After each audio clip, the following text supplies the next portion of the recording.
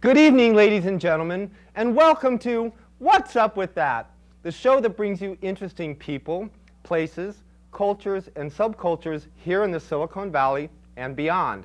And tonight our discussion is on witchcraft. In the modern era, the image of witches is a lady in a black dress that runs around and scares children. But long ago, that wasn't the way it was. Today, over 200,000 people have looked beyond the myth to reclaim this earth-born religion. To help us with the discussion today and to enlighten us on witchcraft are two people from the national Wiccan magazine, the Pagan Muse and World Report.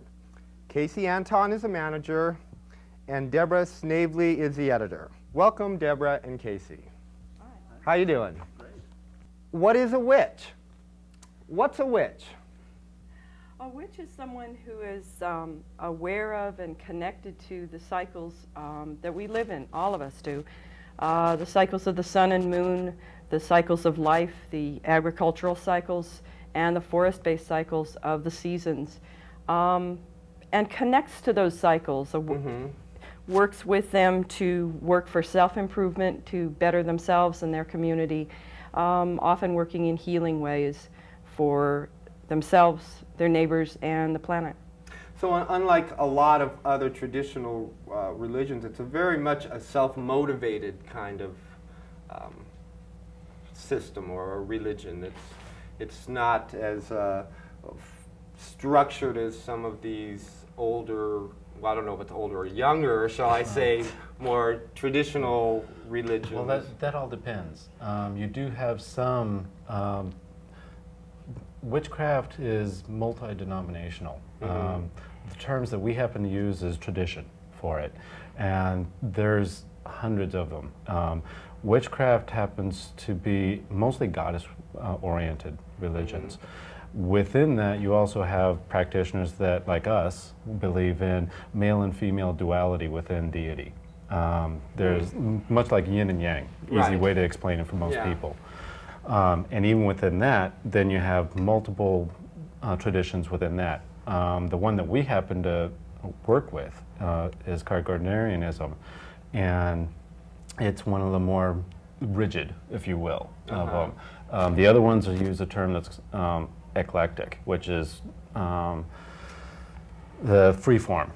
They gather pieces from a variety of sources, some of them Reconstructionist, going back to pre-Christian customs, folk customs that have survived in Europe, and some of the rituals and poetry that are used now are simply developed through gnosis, through individual insights. Yeah, it's really interesting. How long, or wait, actually, how does someone attempt to become a witch? If somebody was to come up to you, and this is something that probably happens a lot. I mean, if you're a self-proclaimed witch, I'm certain that people are pretty curious about, you know, what witchcraft is about. If someone was to come up and you say, you know, I want to become a witch. What do I do? Well, the commonest answer is, if you live in a major metropolitan area in the United States, is to refer people to some of the public classes. They're essentially a combination of introductory classes, and for those who might be interested in pursuing it more seriously, they can lead to potential spiritual teachers. In the Bay Area, several classes are run in different parts of the community a number of times a year under the label generally called Wicca 101. And it's an introductory class. Wicca 101. It teaches Wicca 101. Okay. the basics of deity, the basic principles of do what you will but harm no one, including yourself. Exactly. Well, that's a big point. I mean, that is the foundation, I guess. Yeah, that's about the only thing that you'll find going throughout witchcraft is that one concept of do what you will, but don't harm anyone, including yourself.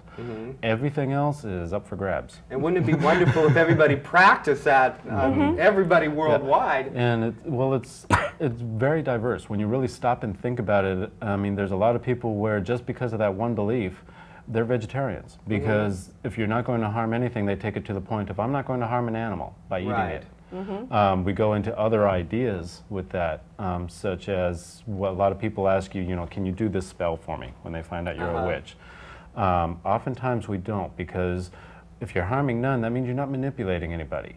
Right. Manipulating someone is removing their power of choice. Taking away someone else's choice is just that, limiting their freedom, and that's a form of harm.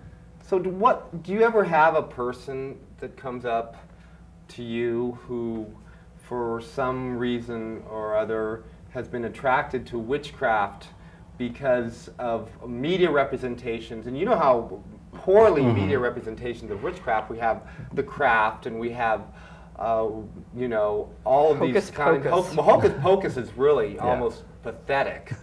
The witches. And the idea of putting they have to have a child to put in this cauldron. These are images that are pretty far out. And I would think that the way that people are, the media is going to, there's someone going to be out there that's going to be affected by this, and they're going to come up to you and, have this crazy image of witches and say, I need to have this power. I need to become a witch because I want to cast an evil spell on somebody. I have a mother-in-law or something that she's got to go. You know what I mean? And I zap her. And usually it's love spells. It's teenage love spells has got to be the #1 request. I want this boy to like me. Oh man. But think of the self-esteem issue. I mean, it's like that's a major issue. But it comes right back to what we were just talking about, harm none. Right. And that's one of the first things that we might not put it in exactly those words, but we'll get it across to them, think about this. And you are going to, whatever you put out there, almost any religion has the idea of the golden rule. What you put out there is what you're going to get back. Exactly. So if you're putting out there that I want to control this person so that they have to love me, no matter what. Right. Nobody wins. That's some serious stuff. Yeah, right. Exactly. When you do that mundanely, they prosecute for it. And it's even stronger. Some witches do believe in karma. That's in many of the traditions, they believe that whatever you put out there is going to come back 3 times. Yeah. And that's because a heavy of that, that's our form of karma. Right. For most of it comes from what's called the Western mystery traditions. Northern Europe is where a lot of this stuff comes from. Karma doesn't exist in Europe. It's an Indian and Eastern concept. Yeah. That's been co-opted in the modern times because it describes the concept so well. But the getting it back 3 times, whether it be in this lifetime or not, because we do believe in reincarnation. That's one of our afterlife ideas, because we look at the world as a whole and as a circle, So and life itself is. Meaning that life is a cycle. Okay. Everything's cyclic, just like how you have the seasons. You go from summer to spring, or spring to summer, fall, winter. Your life works the same way. You start as you're born, you go to a child, you become an adult, you die, and you're just because you died that you're moving on to another life. Okay.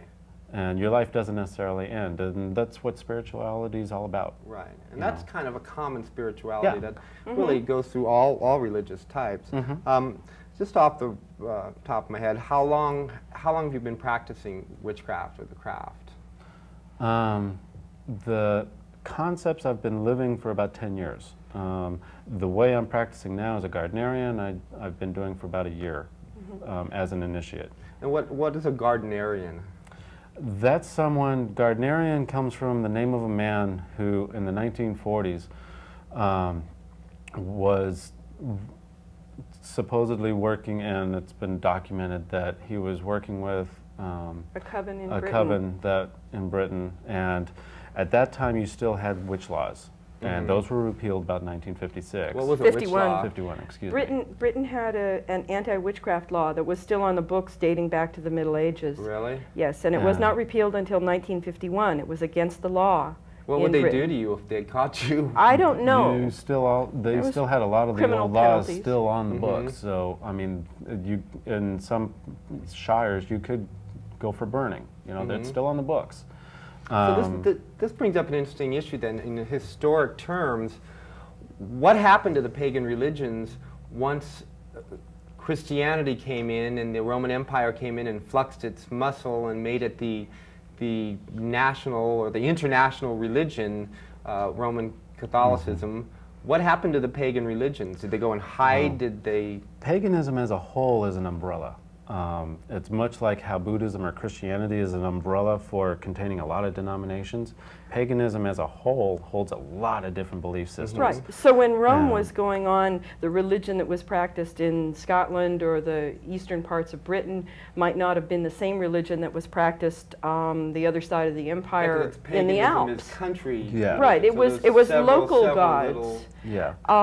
But so it was a lump term. Paganism came to mean anything that isn't the Roman religion.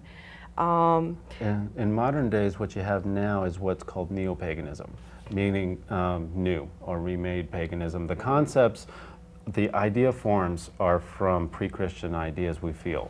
Just because of archaeological and historical findings, we find that fertility religions were pretty much around. That's Well, right. And that's what Wicca as a religion is. Right. It's a fertility religion. Well, it's interesting if you look in even religions that are not, well, not Christianity, these fertility kinds of issues come up.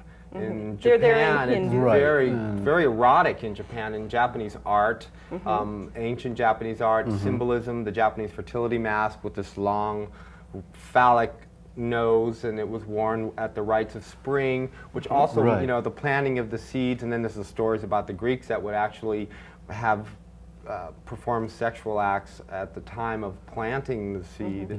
An act of sympathetic magic is what that boils down to, the idea that they know this is how people are fertile, and by doing it out in the fields, maybe they can transfer that fertility to the fields. So it's this whole energy thing that's going on here. And it's realizing that you're part of the whole. I'm part of you, she's part of me, I'm part of the world also. And my actions impact the world. They impact the trees, the natural world around us. In the same way that what happens in the world around us affects all of us. When it rained and rained and rained the other month, by gum, it affected everybody in the state something fierce. In the same way, the actions that we take have their ripple effect. What are the tools? We have here an altar, and there's lots of different little interesting things. And these are tools, I guess, that you use in your rituals and I guess in your daily lives as well. And I think for the viewers it would be interesting if you could explain what these things symbolize and what you do with them. Okay. The main idea to remember is an altar with any spirituality that you happen to practice happens to be a place that, okay, I'm coming before deity here. It's a This set of is a sacred symbols. space. You can do that anywhere. Doesn't matter what it is. Doesn't have to be on a table. And these are just like you said, they're tools. With any religion, what you're dealing with is getting into the unconscious mind. I want to tap into the things that are tapping into the world around me. So these things help me do that. And all of the tools is symbolism. I can sit here and practice my religion. These happen to make it easier. Right. It's easier to see them than to visualize them, and we can then go ahead and focus on I think it's really important that we look at these because, again, you go back to this media image of witchcraft, and they've got this smoky room, and they've got bat tongues and this stuff, and you know, all this kind of, it pollutes the whole concept. And from talking to you and talking to you, I was really excited that you were coming on, and thank you. Actually, not knowing anything about it, feel completely enlightened by it, and it's a wonderful thing. And I think that still, though, as I was talking to friends of mine, I said, well, we're having some people coming on who practice witchcraft, and it's like, oh, are they going to bring in the eye of the newt and the, I don't know, the toe of the frog? And Shakespeare has a lot to well, answer you know for. What I'm saying. You know, I mean, it's like, this is what people think. This is a very simple thing here. Well, this represents a set of the 4 elements that are used as 4 of our basic ways of describing life in Wicca. The elements, they're actually originally described by Aristotle. Earth, water, fire, and air. Earth is represented here in a little dish of salt. And the pentacle is just a traditional element of protection, and in fact is one of the 2 symbols often referred to as the Seal of Solomon, although the 6-sided one is more commonly referred to, but both of these have been called that. Right. We have a dish of water, plain old tap water. There's a couple of marbles in it. They look a little bit like the planet Earth, and so we dropped them in for good luck. We have a small incense burner, incense being one way to carry scent on the air to represent the element of air, and then a candle for the element of fire. And those are our 4 elements. Here they have representatives on the altar, and in the course of that, salt plus water is the water of the ocean, and that's the same proportions of water, as most of you know, that makes up 97% of the human body. So when do you use these things? Generally, Wicca is a female religion in the idea that it's a lunar religion. We worship during the full moon. The cycles of the moon. And the cycles of the moon, they're also worked in with the cycles of the year, which are solar holidays. But primarily, Wicca is acknowledges the female movement of the earth, if you will. And with that, you know, that's why we have like the chalice, which is the symbolism for a female, the goddess. Right. And that's why we have the wand also, because that's very phallic. I mean, A way of moving energy. I can, and what this is for symbolizing fertility, and the maleness of depositing seed. You know, it's that bewitched thing. Yeah, you think of wand, but it's all it is. So actually, those images that have come down have just been polluted and. A great many of them have been turned on their head. And another one that a lot of people hear of just because it's so well known. I mean, you have Wicca books all over the place now, especially with the New Age. Yes. And so you can get any book and you'll read about these, and like with the athame is normally a blade. And it's going to be a black handle blade historically.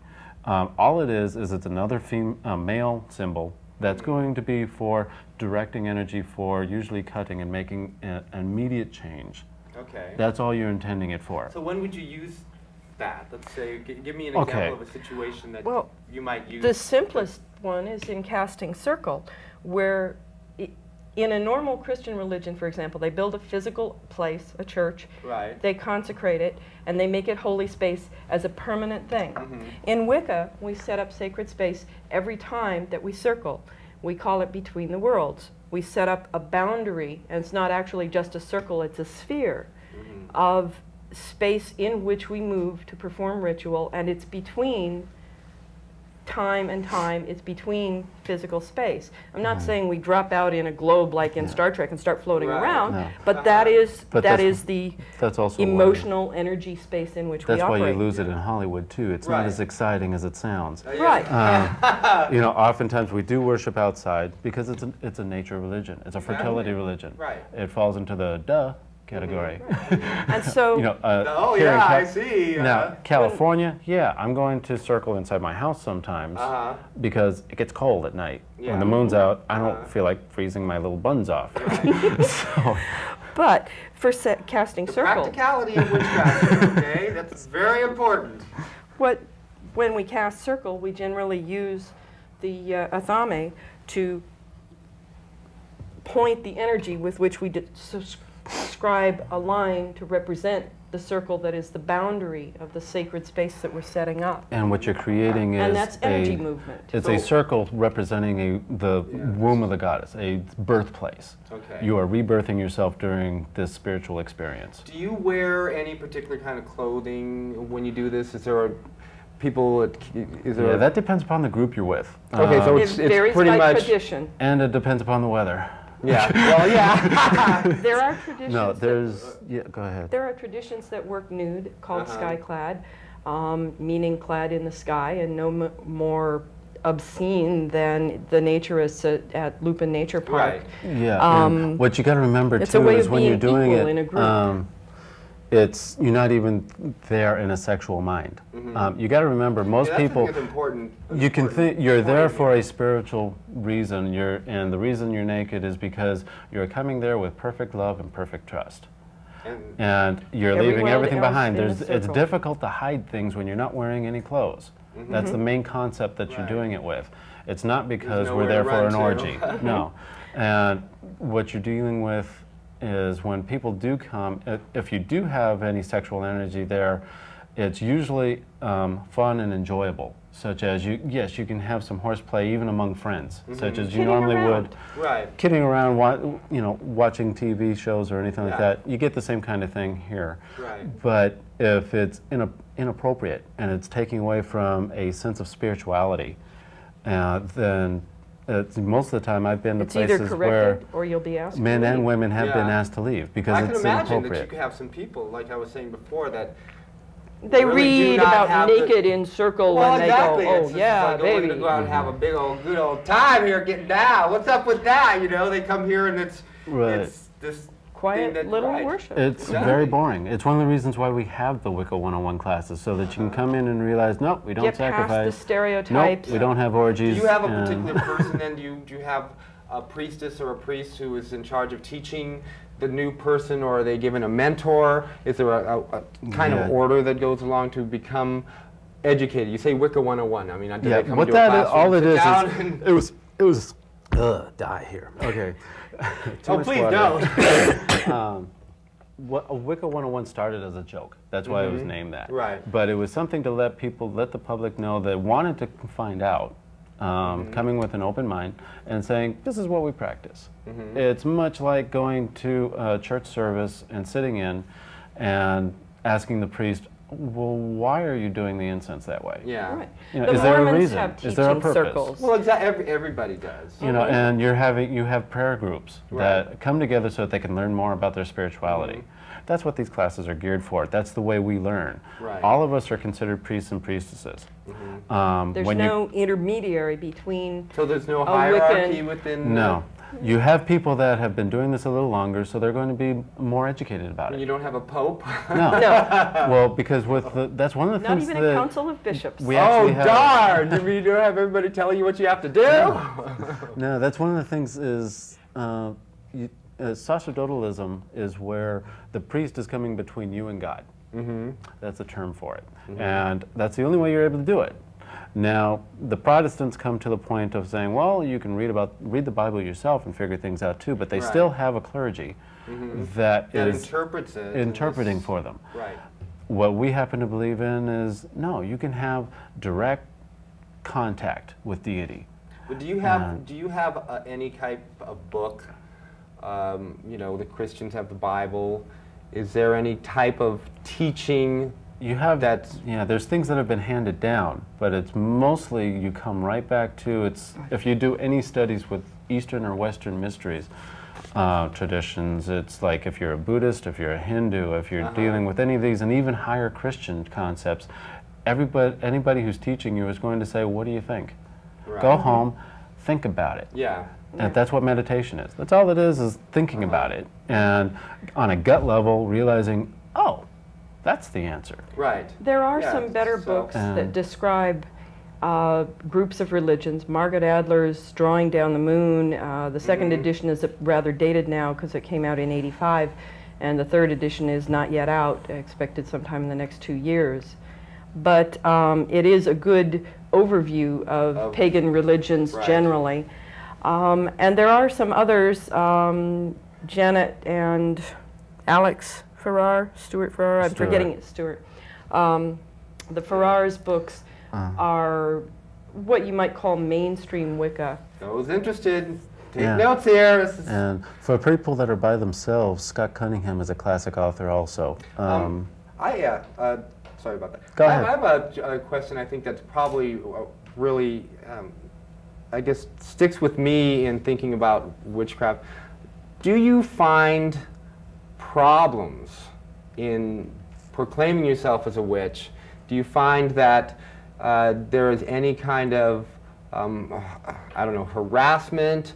Is the law different for witches than it is? What are some of the social issues that face a witch? I mean, you go into the post office or you go to some place, you go into a police department and say, I'm a witch. Number one, you're not going to be doing that. I mean, do you walk into a store and say, I'm a Catholic? Right. Hi. Hi, I'm the Pope. No. Right. Go ahead. Well, some of the issues that come up range, and it depends largely on where you are. I must say that most people are not proclaiming themselves a witch. Even if they're very public about it, that they would they'll see, generally, yeah. yes, Yeah. and some people react to that.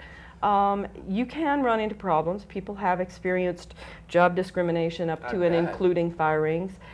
People have lost custody of their children or not been granted custody of their children. There's a case in Rhode Island of a woman who had 3 foster children taken away from her, despite her having had them in good condition and taken care of them for more than a year, I believe. And probably with this But whole a very earth and public nature-based news philosophy, article. probably taking care of them extremely well. Yeah. But it's people already have their own definitions of what it is. Exactly. And when usually the That's why best way today to it's your deal with chance it, to tell what's Yeah. up with that. it's you have to stop and say, okay, what's your definition of a witch? What do you think I am? And it's oftentimes where you run into problems, it's with people that already know you, and then they think that they've come up with some deep dark secret. Okay, so does with people... Usually all I do is present to them, you've known me for umpty-ump time. As an example, my family has a lot of difficulty with my spirituality.